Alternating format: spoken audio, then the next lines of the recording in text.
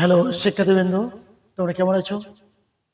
আমি ভালো আছি। তবে আজকের যে টপিক বা যে বিষয় নিয়ে আলোচনা করব সেটি হচ্ছে উপমিত কর্মধারয় সমাস।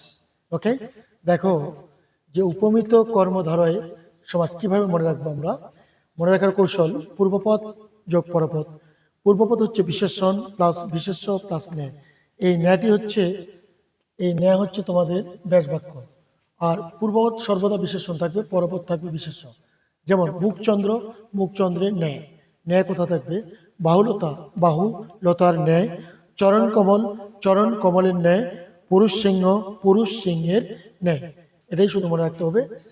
সুতরাং মনে রাখতে হবে আমাদের উপমিত কর্মধারয় সমাস বলতে মিথ্যা। উপমিত হচ্ছে সম্পূর্ণ মিথ্যা ঘটনা, এটাই মনে রাখতে হবে। আশা করি ভিডিওটি ভালো লেগেছে। ধন্যবাদ।